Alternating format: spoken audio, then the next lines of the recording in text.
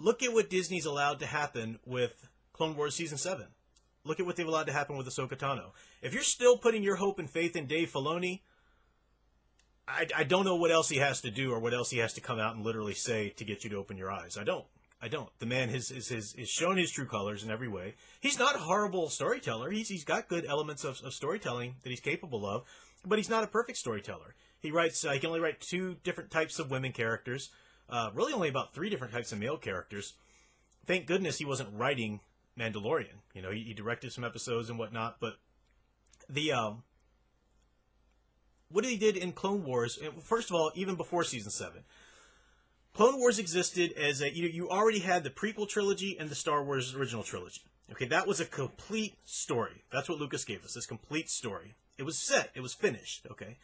But you could go in and you could fill in some gaps here and there. Sure, okay. So Clone Wars, the series, did that. It filled in, which is a very large gap between Episode 2 and Episode 3. Okay, great. No problem. They decided to give Anakin Skywalker a Padawan. Interesting choice. Okay, yeah. How would that play out? We know that ultimately it's Padme and the loss of Padme that breaks him down into the dark side. But you want to give him a Padawan that maybe he loses along the way too. That's a cool idea. That kind of helps him on the progression. Okay, well then they continued to develop Ahsoka. She was made the star of the show. She was a complete and total brat who got away with anything and everything. Was never chastised or chastened for her failures. I mean, you know, people say, yeah, didn't Anakin say that to her? Yeah, big whoop. She killed her whole squadron because she was a brat, and they're like, you can do better next time, kid. I mean, that was ridiculous. Was it the Citadel episode? Oh my gosh. The show, Dave Filoni loves his Ahsoka Tano, loves her, and will not punish her. He's like a parent with a child that just will not discipline his child. Wants her in everything, wants her to be a star of every extracurricular activity, will not punish her, will not make her behave, just keeps shoving her into everything. You realize how annoying that is. But some people, for whatever reason, no, that's not true. She's blah, blah, blah. No, she's not. It's a cool idea. It's a cool idea for her character. And on the occasion that she was actually treated properly, that was neat. That was cool. You know, it does make sense that Anakin's Padawan would be a little snarky and a little rebellious because he himself is. Sure. But you're not going to have the whole Obi-Wan and Yoda and everybody and Plo Koon stepping in for her and just saying, no, it's good. She should do whatever she wants. No. And when she left, and I think Season 5 it was, when she was thrown out of the Order, or said they could come back, but she said, no, I'm leaving. There's corruption here. That was a perfect ending for Ahsoka. We don't ever need to see Ahsoka Tano again after that. She left, and her leaving the Order was able to plant a seed in Anakin's mind and help him along the path of realizing the Jedi there's problems with them. I don't owe them this wonderful blind allegiance, you know, and that was great along his path. And then, of course, it was Padme that ultimately made him make the switch and fall to the dark side.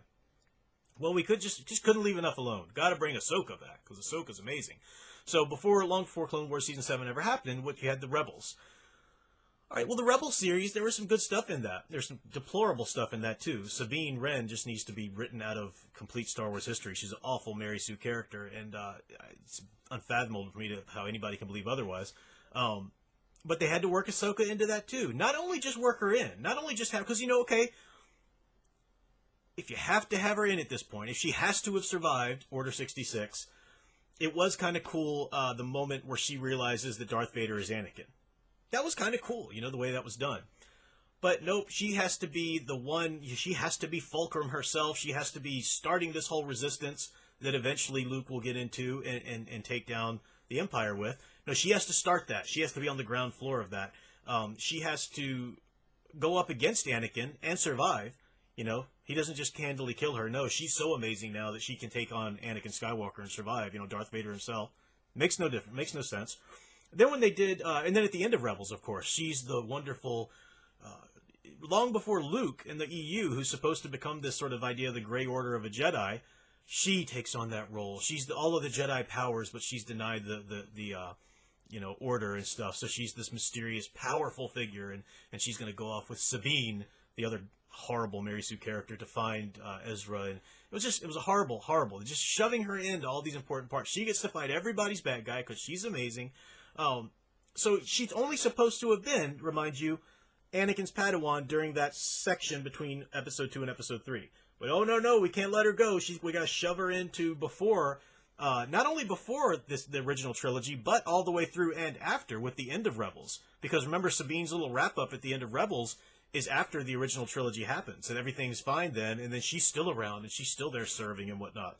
So you've taken Ahsoka Tano, this new character that Dave Filoni created with the Clone Wars series, and allowed her to outlast that, and you've retroactively worked her in to being involved in a vital part of the Resistance all through the original trilogy. She's a vital part of that now. This new character retroactively fitted into that. Then in Season 7, if you're still thinking Season 7 was a decently written, past the Bad Batch arc anyway, I'm sorry. That's a delusional viewpoint.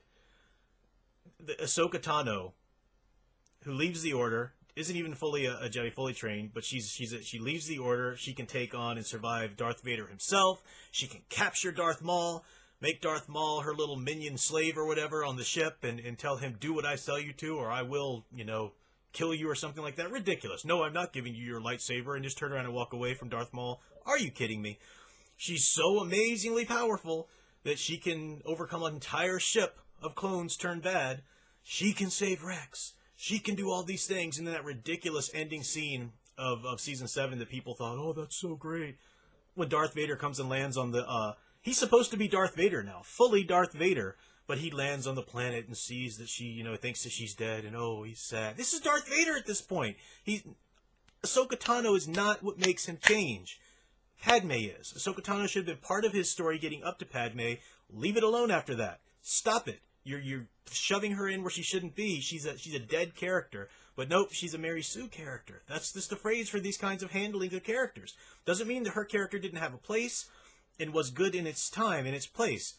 But that's Mary Sue treatment. When you take that character, you can't let go of them, so you give them everybody's bad guy. You make them able to defeat everybody. Obi-Wan couldn't defeat Maul, but Ahsoka Tano can. And Ahsoka Tano can stand her own Darth Maul, and she can do all these amazing things. Let's have her alive and active through the whole original trilogy now. Then, with Mandalorian, as I'm recording this right now, it's the episode, the episode of Bo-Katan apparently has just aired, and apparently Ahsoka Tano is supposed to come in the next one. I have no idea how they're going to treat Ahsoka. I suspect she'll be amazing, and she'll be able to defeat the Mandalorian himself and all these kinds of things. I suspect. But even if they don't do that, even if they're very easy with her and don't really show, and she just kind of has a talking scene or something, let's say, bringing Ahsoka into the Mandalorian now. Look at what they've done to Star Wars. Star Wars is now in effect, and they haven't stopped yet. By the time they're finished, Star Wars, the entire saga of Star Wars now, will be the Ahsoka Tano story. It's the Ahsoka Tano story. She was there with Anakin in the beginning. She was one of the reasons why he fell. She came and fought him when he was Darth Vader. She founded the Resistance. I guarantee you they'll have some sort of nonsense about her contacting Luke and helping Luke, in between Empire and Return of the Jedi, come to face his father. And they'll shove her in as much as they possibly can. Because so many otherwise true Star Wars fans have deluded themselves into thinking that she's a good character and that she's not a Mary Sue and blah, blah, blah, blah. They've deluded themselves into thinking that, where Disney says, aha, Ahsoka Tano's the answer. We're not just going to completely retcon everything we've done because we don't want to lose that new money we've gotten. Even though it's nothing compared to the old fans, that's the way they think. So they'll think, if we put all of our chips on Ahsoka and we really beef her up and we continue her kinds of storytelling, well, then we'll have all the old fans because they like Ahsoka, and then we'll appease all of our new fans because she's a strong, independent woman, and blah, blah, blah. That's the kind of nonsense that they're going to do.